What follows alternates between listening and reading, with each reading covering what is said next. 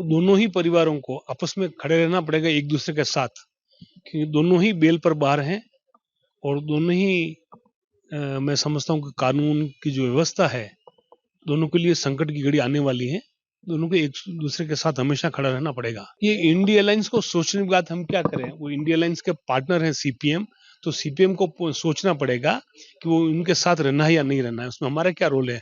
हमारे साथ को जनता की भावना है और ये परिलक्षित है कि आज पूरे देश में कमोवेश हम राज्य करें, तो जनता तो और आदरणीय मोदी जी के साथ जो जनता का डायरेक्ट जुड़ाव हो रहा है, मैं समझाऊंगा कोई विरोधी भी नहीं तोड़ सकते और कोई भी नहीं तोड़ सकती। एक दैविक शक्ति ही है जो आज पूरे आम आदमी के साथ आदमी की भावना के साथ जो मोदी जी को जोड़ रखा है।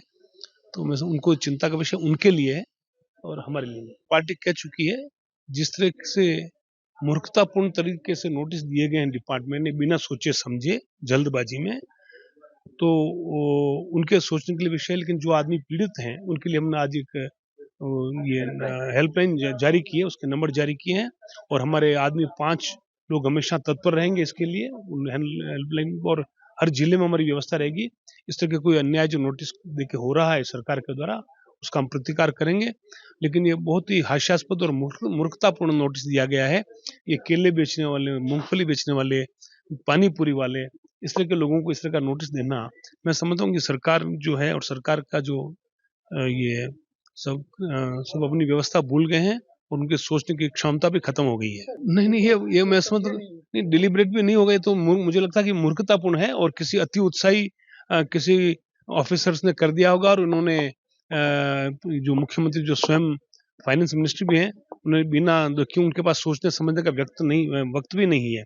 जिस तरह की उनकी कुर्सी पर जो संकट आया हुआ है और जैसा डीके कुमार जिस तरह से मुख्यमंत्री बनने के लिए नवंबर में तैयार हैं, तो उनके सोचने की क्षमता भी समाप्त हो गई और इसलिए ऐसा कदम ही उठाए जा रहे हैं। नहीं, अचीवमेंट तो कुछ है ही नहीं। अगर अचीवमेंट होता तो इसके बारे में कुछ अलग बातें होती। अचीवमेंट दिखता, जनता को दिखता।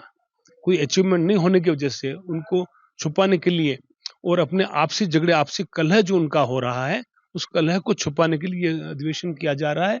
मैं समझता हूँ कि ये बहुत दुर्भाग्यपूर्ण है कर्नाटक की जनता के लिए।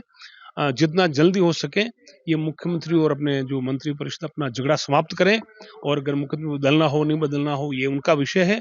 और दूसरा और कि ये सरकार तो जाने ही वाली है, क्योंकि भ्रष्टाचार के आरोप जिस तरह से सब पर लगे हुए हैं, इनके मंत्रियों पर तरह तरह के आरोप लगे हुए हैं और मुख्यमंत्री पर रोज नए केस दाखिल हो रहे हैं। मैं समझता हूँ कि ये सरकार का कोई भविष्य नहीं रहे। जितना जल्दी हमारे कर्नाटक की जनता को छुटकारा मिले उतना बढ़िया है। ऐसे ही खबरों के लिए सुदामा न्यूज को लाइक और फॉलो करना ना भूलें।